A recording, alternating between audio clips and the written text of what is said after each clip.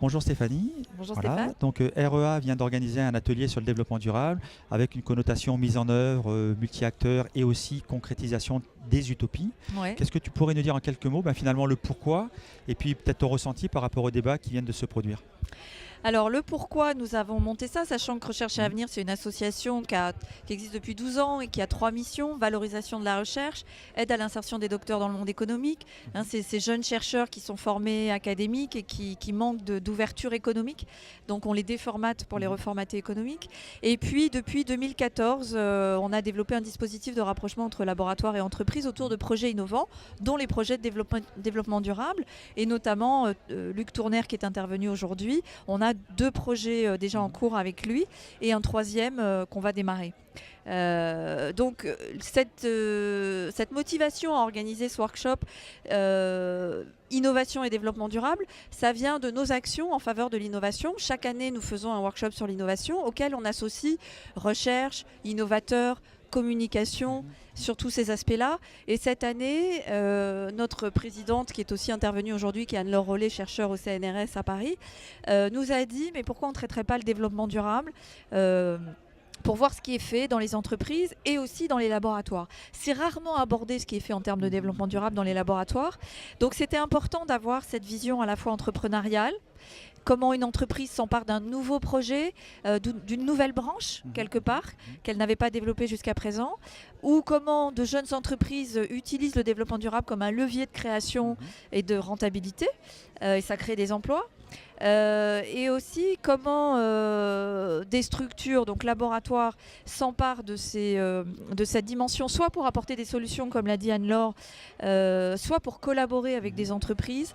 Et puis comment des structures comme la tienne, Énergie 2050, observent, analysent, fait des constats, communique sur ces constats pour que d'autres acteurs puissent s'emparer de ces constats et réfléchissent avec vous à des solutions. Ouais, je pense que c'est effectivement. Alors on l'a effectivement senti. Effectivement, là tu parles d'énergie 1050 aussi.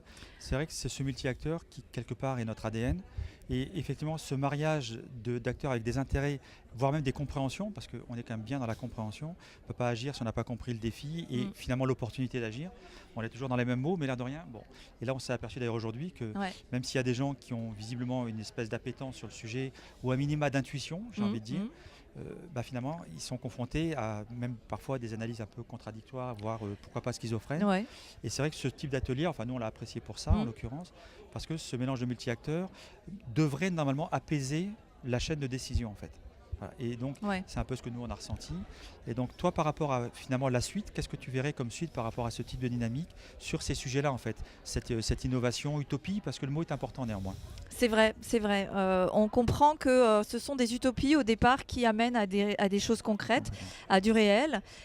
Donc nous aujourd'hui, l'idée est toujours de faire passer un message. C'est souvent un outil de communication et le fait que grâce à vous, on ait les films des Mhm. ateliers et ces outils de communication vont nous permettre de continuer à en parler et de faire mieux comprendre aux acteurs qui interviennent dans la recherche et dans l'innovation comment ils doivent tenir compte de cette dimension-là et qu'il y a une vraie demande finalement Ouais. de la part des entreprises qui ont besoin d'être aidées.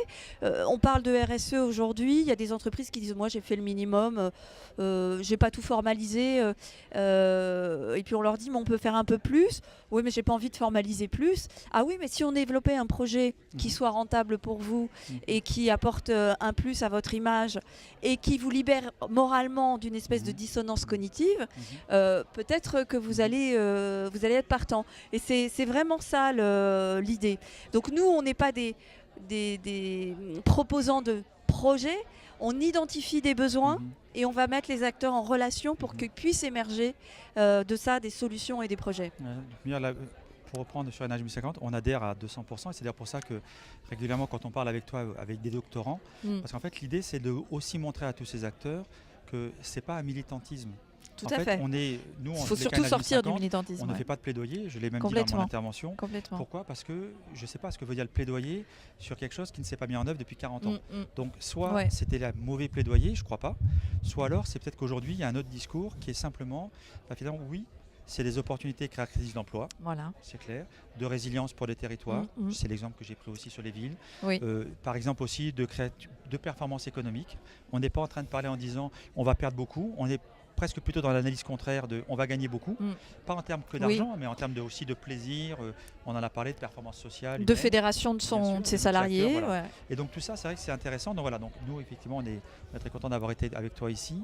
Et puis on ne peut que souhaiter longue vie à REA et que les workshops de workshop en workshop, ça densifie ce multi-acteur. Exactement, merci beaucoup Stéphane. Merci beaucoup.